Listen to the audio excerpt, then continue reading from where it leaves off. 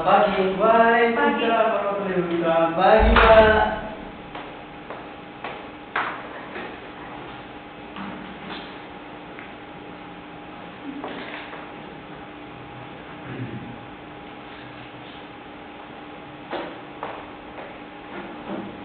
Bismillah. Assalamualaikum warahmatullahi wabarakatuh. Waalaikumsalam warahmatullahi wabarakatuh. Bagaimana kabarnya adik-adik? Alhamdulillah sehat, Pak. Pak. Apakah hadir semua hari ini? Alhamdulillah ada semua. Ketua kelas ada? Ada. Apakah ada yang izin sakit atau Ada di sini Pak, belum ada yang sakit. ada yang sakit ya? Ya. Oh iya. Baik, jadi sebelum kita mengawali pembelajaran pada hari ini, alangkah baiknya kita berdoa bersama menurut agama dan keyakinan masing-masing dipimpin oleh ketua kelas. Ya. Jadi terima kasih Pak. Sebelum kita mulai pelajaran hari ini, mari kita berdoa dimulai. Berdoa selesai. Baik, perlu teman-teman ketahui bahwasanya materi kita pada hari ini merupakan tentang teks berita. Teman-teman, ada yang tahu apa itu teks berita? Saya Pak. Ya, sudah. Ya, teks berita merupakan salah satu teks yang berisi informasi ataupun berdasarkan informasi peristiwa atau kejadian yang mengandung fakta maupun data. Terima kasih. Ya, baik, sangat benar. Yang mana teks berita merupakan teks yang berisi tentang peristiwa yang ada di dunia ini, entah dari peristiwa perang, peristiwa di dunia kota, entah di daerah, kejadian apapun itu merupakan berita.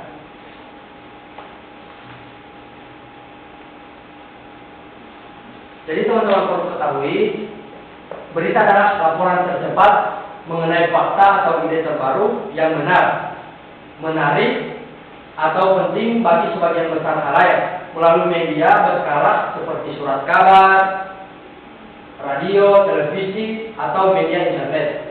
Topik umum untuk laporan berita meliputi perang, pemerintah, politik, pendidikan, kesehatan, entah pun lingkungan, ekonomi, bisnis, mode, dan hiburan, serta acara atletik, acara unik atau acara biasa. Jadi itu pengertian dari teks berita. Kemudian fungsi teks berita. Berita disampaikan secara aktual dan berdasarkan fakta yang ada. Artinya, segala informasi yang kita dapatkan dari teks berita merupakan kejadian terkini serta benar adanya. Dengan begitu, masyarakat luas bisa selalu mengetahui peristiwa yang terjadi di suatu tempat. Jadi teman-teman perlu ketahui, yang mana ketika kita menjadi wartawan atau jurnalis, teman-teman ketika meliput, kita harus tahu apa-apa saja yang harus kita tanyakan. Itu maupun apa yang kita lontarkan pada narasumber. Karena kita ketika bertanya harus punya unsur 5W1H. Nanti saya akan tampilkan materinya sebentar. Unsur 5W itu 5W1H itu. Ada yang tahu apa unsur 5W1H itu? Ada. Ya, silakan. Ya, unsur 5W yang kita itu merupakan salah satu acuan atau panduan yang berisi sebuah pertanyaan. Misalkan what, apa, siapa, kapan, di mana, bagaimana, dan mengapa. Iya, benar. Jadi unsur 5W1H itu apa yang sudah disebutkan oleh Aditya itu sangat benar. Jadi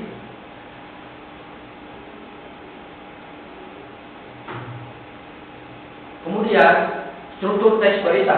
Struktur teks berita itu mempunyai 3 jenis. Yang pertama itu kepala berita. Kepala berita adalah bagian awal yang memuat banyak informasi penting, yaitu apa, di mana, kapan, siapa. Kepala berita disebut juga sebagai lead teras berita atau orientasi. Kemudian yang kedua, tubuh berita. Tubuh berita berisi penjelasan mengenai informasi apa yang telah disampaikan pada bagian kepala berita. Pada bagian tubuh berita terdapat jawaban atas pertanyaan mengapa dan bagaimana peristiwa itu terjadi.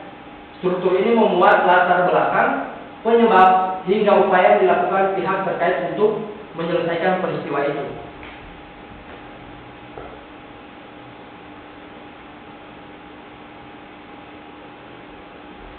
Dan yang ketiga itu ekor berita.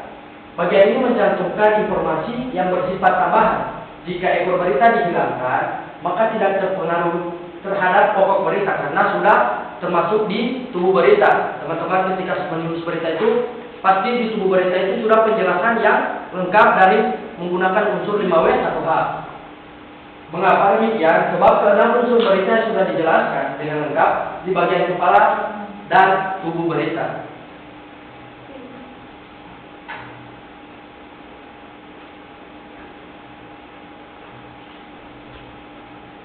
Kemudian ada juga unsur teks berita yakni orientasi berita.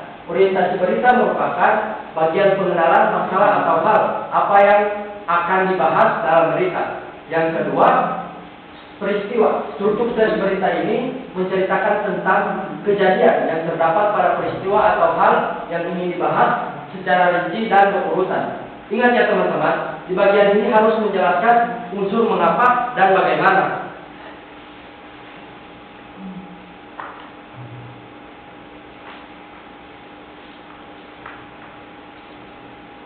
Kemudian yang ketiga, sumber berita. Sumber berita biasanya terletak di bagian awal berita atau akhir berita. Contoh, Yogyakarta Kompas.com, korban kasus kupon wisata palsu di Gunung Kidul, Yogyakarta terus bertambah. Itu sumber berita yang menempatkan tempat dan kapan kejadian kasus apa yang terjadi di situ.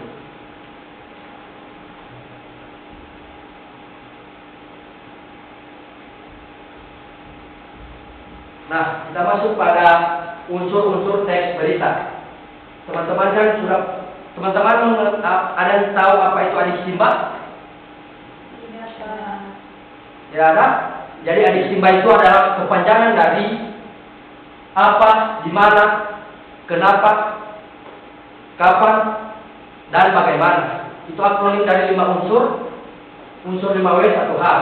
Jadi yang pertama itu what atau apa, kata tanya yang digunakan untuk menanyakan peristiwa yang sedang dibahas atau dibicarakan. Jadi ketika teman-teman menjadi jurnalis atau wartawan, teman-teman pasti akan menanyakan memakai kalimat apa, seperti ini contohnya, apa penyebab kecelakaan itu terjadi atau apa penyebab peristiwa itu terjadi, begitu menggunakan kata tanya apa.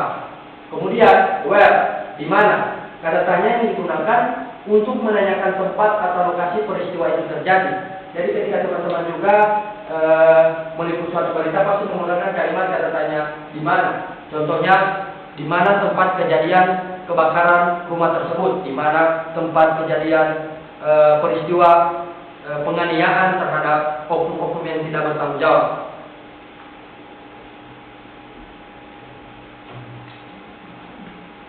Kemudian yang ketiga, when atau kapan. Kata tanya yang digunakan untuk menanyakan waktu terjadinya peristiwa dalam berita. Contoh, kapan, di mana, kapan peristiwa itu terjadi, dan kapan penganiayaan itu dilakukan. Kemudian, siapa? Kata tanya yang digunakan untuk menanyakan orang-orang yang terlibat dalam suatu peristiwa. Contohnya, siapa saja yang terlibat dalam peristiwa penganiayaan tersebut, atau siapa saja yang terlibat pada kasus kecelakaan tersebut. Kemudian why atau kenapa, kata tanya yang digunakan untuk menanyakan alasan atau latar belakang terjadinya peristiwa. Kenapa peristiwa itu terjadi? Kenapa penganiayaan itu terjadi? Atau kenapa kebakaran itu sampai terjadi, dipicu oleh apa? Kemudian yang terakhir itu how, bagaimana. Kata tanya yang digunakan untuk menanyakan cara atau proses terjadinya peristiwa. Bagian ini biasanya diceritakan secara kronologis sesuai urutan waktu kejadiannya. Jadi teman-teman ketika bertanya juga pasti akan menanyakan bagaimana motif kecelakaan tersebut atau bagaimana kronologis terjadinya kecelakaan tersebut. Begitu. Sampai di sini dari adik-adik, apakah ada pertanyaan mengenai materi yang saya sampaikan? Bagaimana kalau misalnya dalam berita itu tidak mengandung salah unsur, misalnya siapa? Kira-kira ada. Jadi ketika kita meliput berita, kita kan berpatokan kepada unsur 5W1H. Jadi ketika berita tidak menggunakan unsur 5W1H, pasti berita itu dikatakan tidak lengkap atau belum memenuhi syarat. Walaupun berita itu akan terbit, namun itu dinyatakan belum memenuhi syarat karena tidak ada unsur 5W1H. Tidak memperkuat. Ya, tidak memperkuat untuk valid itu berita. Dari adik-adik yang lain, apakah ada pertanyaan? Jadi teman-teman, saya akan tampilkan salah satu contoh teks berita. Jadi teman-teman, ketika kita mengidentifikasi struktur unsur teks berita, teman-teman harus mengetahui yang diidentifikasi itu atau dianalisis itu. Yang pertama, tubuh berita, kemudian ekor berita, dan kepala berita. Tiga ini kan teman-teman akan identifikasi sebentar ketika saya akan memberikan tugas kepada teman-teman. Jadi ini contoh berita.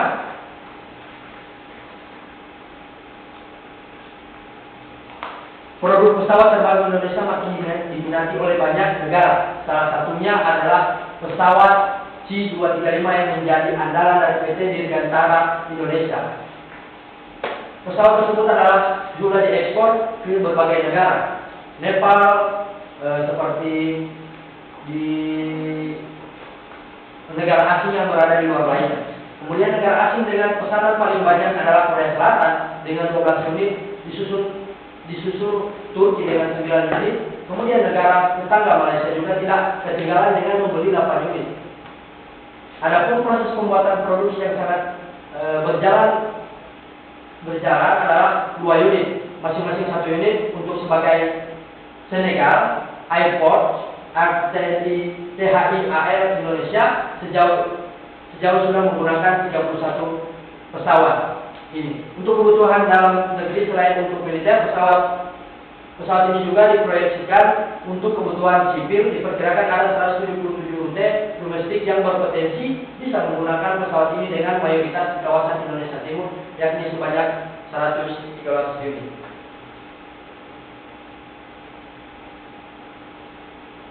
Ini teman-teman dipahami baik-baik, dilihat atau dibaca. Ini merupakan identifikasi atau analisis dari unsur teks berita yang mana kita mengidentifikasi kepala berita, tubuh berita, dan ekor berita. Yang pertama pada kalimat 1, kalimat pertama adalah kepala berita. Produk pesawat terbang Indonesia makin diminati oleh banyak negara. Karena pada paragraf ini terdapat unsur pesawat terbang diminati banyak negara. Itu dinamakan kepala berita. Sampai sini paham adik-adik? Kemudian yang kedua, analisis unsur adisimbang. Kepala berita dari teks di atas, apa? Pesawat terbang diminati banyak negara. Itu merupakan kalimat apa? Termasuk di kalimat apa? Kemudian di mana di Indonesia ada kata kalimat Indonesia di berita itu. Tempatnya di Indonesia. Kapan itu dilaksanakan? Kini, ada kalimat kini. Kemudian siapa yang terlibat dalam penjualan pesawat tersebut, yakni PT Dirgantara Indonesia.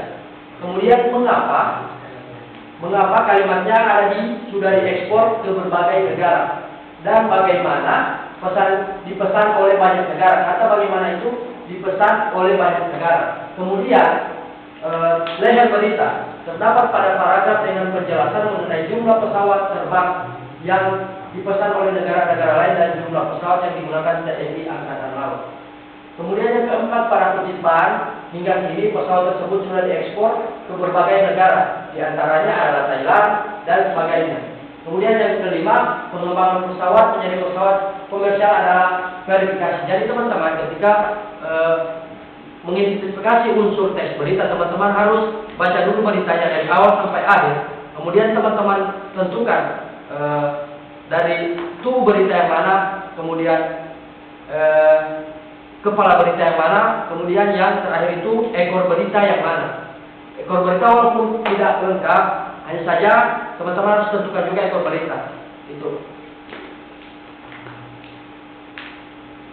Saya akan menampilkan satu video dan teman-teman lihat, simak baik-baik ya. Baik Pak.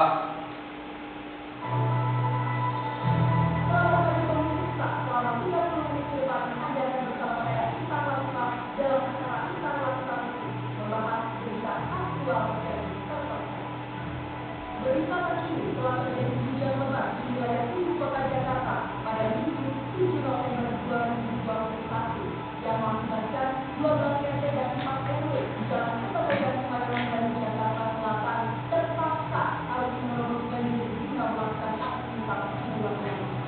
Menurut pendapat dari warga sekitar, berita ini berbeda dari biasanya. Setiap turun hujan, air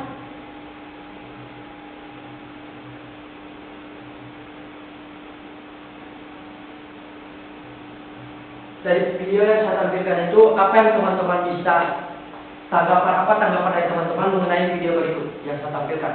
Apa yang muncul di otak teman-teman? Saya melihat tadi bahwa peristiwa itu menyebutkan tempat kejadian, kemudian menyebutkan juga peristiwa kapan itu terjadi dan bagaimana itu peristiwa terjadi.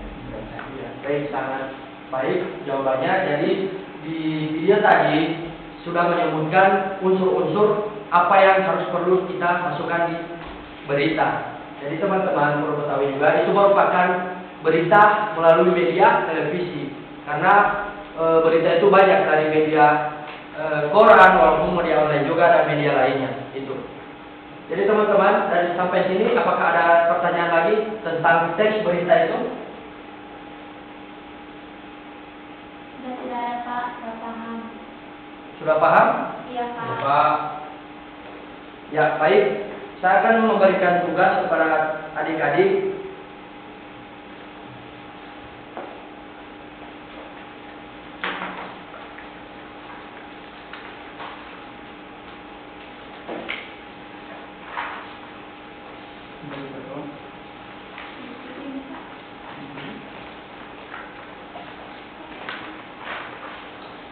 Jadi tugas ini dikerjakan per kelompok. Jadi sini kelompok 1, kelompok 2, dan kelompok 3.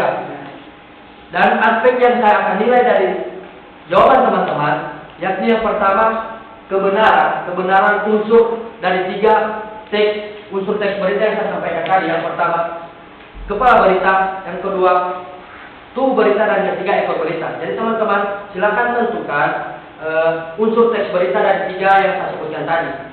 Jadi yang dinilai itu 50 poin untuk kebenaran dan penggunaan bahasa dan ketepatan menganalisis atau mengidentifikasi unsur teks berita itu 50. Jadi totalnya 100. Itu aspek penilaian. Saya berikan waktu kalian 10 menit untuk mengerjakan. Jadi jika teman-teman ada yang bingung ataupun ada yang ditanyakan mengenai soal, silakan ditanyakan kepada saya. Pak.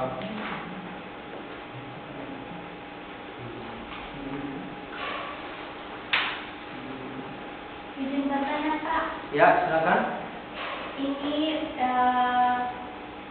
menentukan oleh satu hal dalam berita. Kalian hanya menentukan kepala berita, tubuh berita, dan ekor berita. Itu yang kalian tentukan.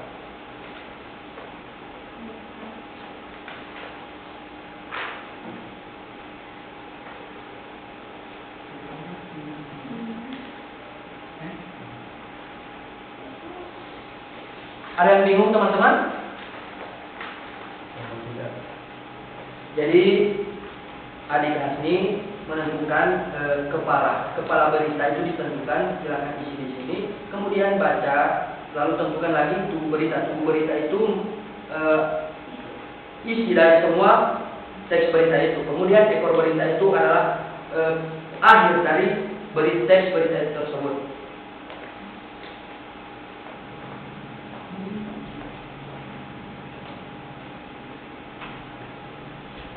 Waktunya 10 menit ya adik-adik.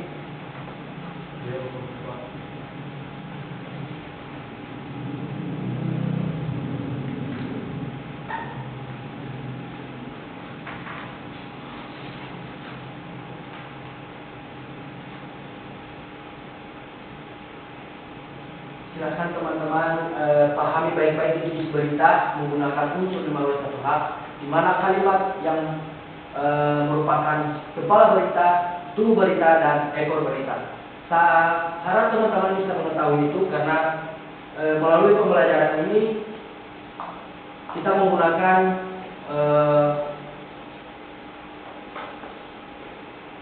kompetensi awal, yakni mampu mengidentifikasi unsur teks berita dengan benar. Gitu. Silakan waktunya terus berjalan. Dari adik Deviana, apakah ada yang ingin ditanyakan atau masih bingung?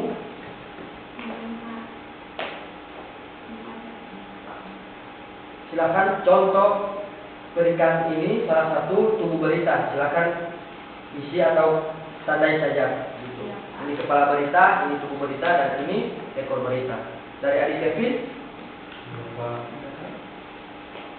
dari adik Giat sudah? Sudah. Silakan untuk dari kelompok adik Giat untuk mempresentasikan hasilnya.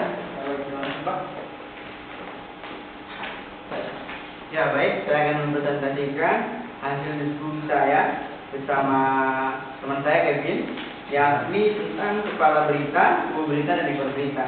Nah, kita melihat pada teks ini bahwa untuk kepala berita itu berada pada awal kalimat, yaitu puluhan buruh yang tergabung dalam Federasi Serikat Pekerja Metal Indonesia menggelar aksi unjuk rasa di Tanjung. Unjuk rasa itu diterima Wakil Ketua Deprok Sofyan Puji bersama Ketua Komisi Hamid Kun. Kemudian untuk tubuh berita itu sudah masuk pada isi, yaitu mengenai adapun aksi tersebut mengangkat isu-isu yang sedang hangat diperbincangkan saat ini. Pertama, soal pencabutan Omnibus Law atau UU Cipta Kerja dan lain sebagainya, dan yang terakhir ekor berita, yaitu nantinya kami akan tidak lanjut dengan rapat pendengar pendapat RDP. Tetapi untuk Trijaya, Tangguh, dan Royal Coconut Kabupaten Gorontalo telah dalam proses negosiasi oleh dinas terkait dengan buruh dan pemberi kerja itu. Komisi koordinasi lagi ke sana. Terima kasih. Sudah saya. Baik, terima kasih adik Giat sudah mempresentasikan hasil kerja dari kelompok adik Giat. Jadi selanjutnya kelompok adik Deviana mempresentasikan hasilnya.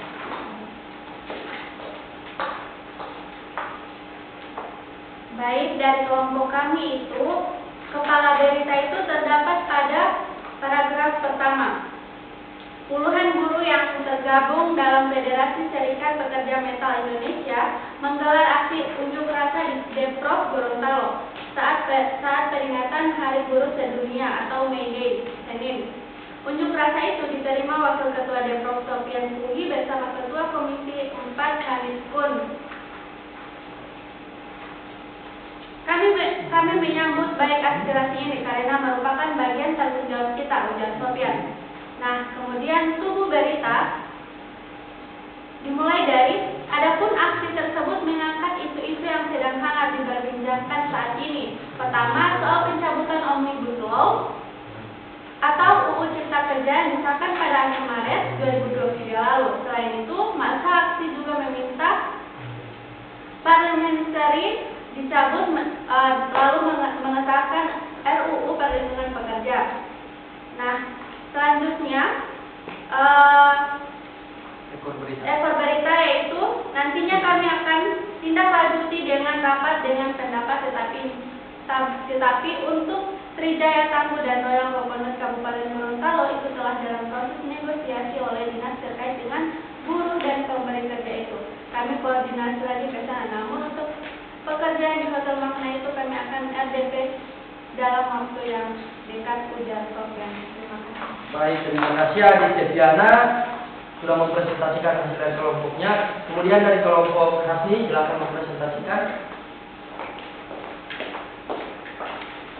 Baik, terima kasih. Dari kelompok saya, untuk kepala beritanya yaitu pada kalimat puluhan buruh yang tergabung dalam Federasi Serikat Pekerja Metal Indonesia atau FSPMI menggelar aksi unjuk rasa di Deprok Gorontalo saat peringatan Hari Buruh Sedunia atau May Day.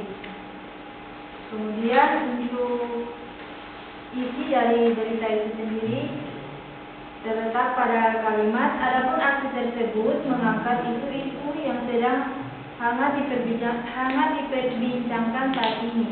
Pertama, soal pencabutan Omnibus Law atau Undang-Undang Cipta Kerja yang disahkan pada akhir Maret 2023 lalu.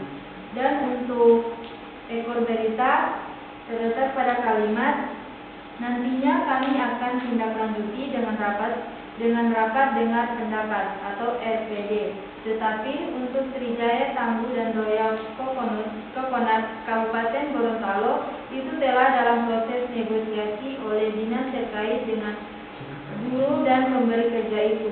Kami koordinasi lagi ke sana. Baik, terima kasih Adik Hasmi telah mempresentasikan hasil dari kelompoknya. Jadi dari hasil presentasi teman-teman, adik-adik sekalian, yang mana untuk kelompok dia saya memberikan nilai 100. Kemudian untuk kelompok Terjana saya memberikan 90. Kemudian untuk adik Hasni saya memberikan nilai 80. Karena saya melihat dari semua jawaban yang saya dengar dan saya baca semua sama. Karena sebenarnya teman-teman bisa mengambil berbeda kalimat, tidak semua monoton di awal kalimat. Yang penting kepala berita itu seperti dia menyatakan atau memberikan informasi tentang singkat atau padat dan jelas. Seperti kasus ini bisa jadi Alex terima demo saat May Day, itu bisa jadi kepala berita karena merupakan judul. Kemudian untuk tubuh berita, teman-teman adik-adik bisa mengambil pada Gorontalo Post ID, puluhan guru, takat dan sekalian. Itu untuk tubuh berita. Kemudian ekor berita, teman-teman sudah betul semua. Hanya saja yang lain seperti ikut-ikutan. Jadi saya memberikan nilai tidak sama. Terima kasih juga kepada teman-teman yang sudah mempresentasikan hasilnya.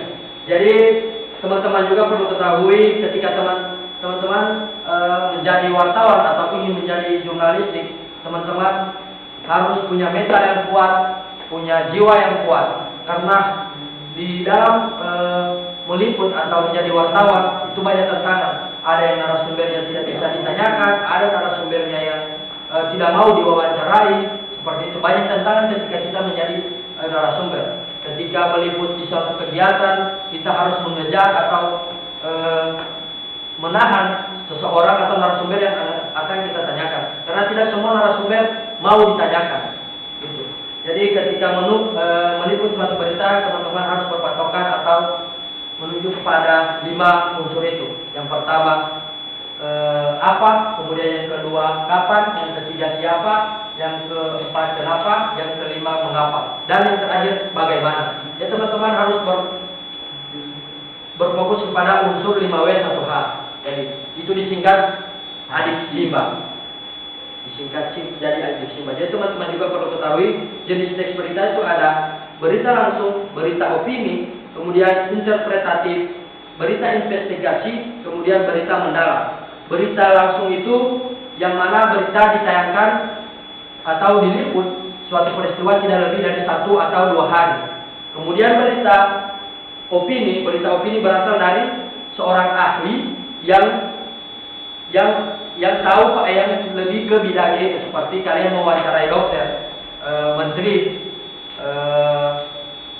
dosen, itu kan pada ahlinya.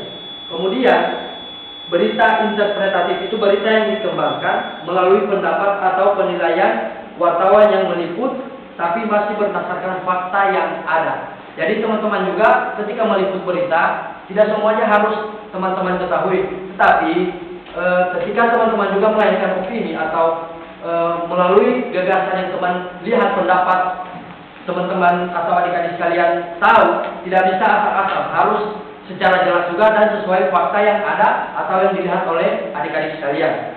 Kemudian berita investigasi itu menyediakan informasi yang bersumber dari sebuah penyelidikan atau penelitian. Jadi teman-teman ketika meliput suatu berita pasti ada penyelidikan. Dan teman-teman akan menyelidiki lebih dalam berita apa dulu yang akan diliput. Jadi untuk yang terakhir itu berita mendalam. Ketika teman-teman meliput juga ada berita mendalam memerlukan pengembangan secara mendalam terkait suatu peristiwa. Jadi teman-teman jika ingin mengetahui lebih dalam, lebih rinci suatu peristiwa, teman-teman pasti akan menanyakan lebih dari satu narasumber agar punya perbandingan atau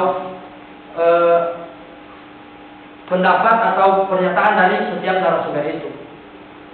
Jika ingin lebih mendalam mengetahui itu peristiwa itu, dan harus pada berita mendalam itu menggunakan kalimat kenapa dan bagaimana peristiwa itu sampai terjadi, bagaimana kronologisnya, bagaimana motifnya.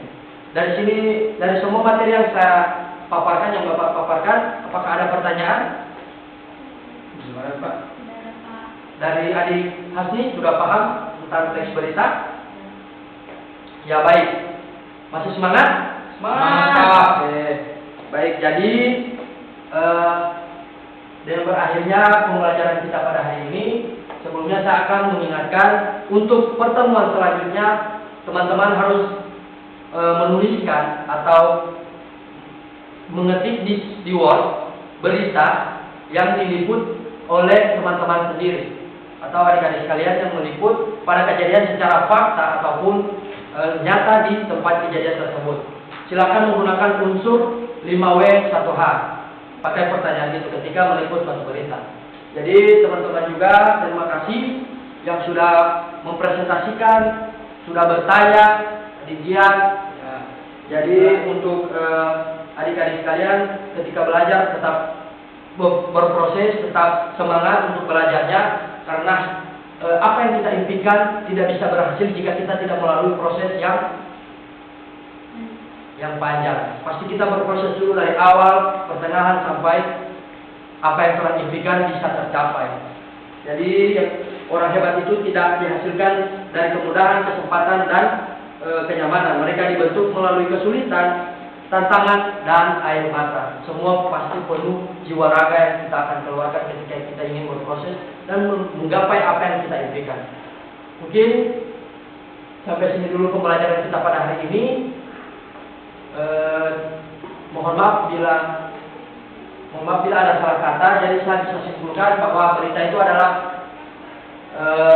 media atau isi teks yang ditampilkan di televisi maupun media-media online yang berupa fakta atau kejadian peristiwa yang terjadi di dunia maupun daerah. Jadi mohon maaf jika Bapak ada salah kata atau kekeliruan, karena Bapak juga hanyalah manusia biasa yang tak pernah luput dari kesalahan. Mohon maaf, wabillahi taufiq wal hidayah. Wassalamualaikum warahmatullahi wabarakatuh. Waalaikumsalam warahmatullahi wabarakatuh. Terima kasih Pak. Sama-sama. Sampai jumpa di lain waktu ya. Ya Pak. Permisi ya. Ya.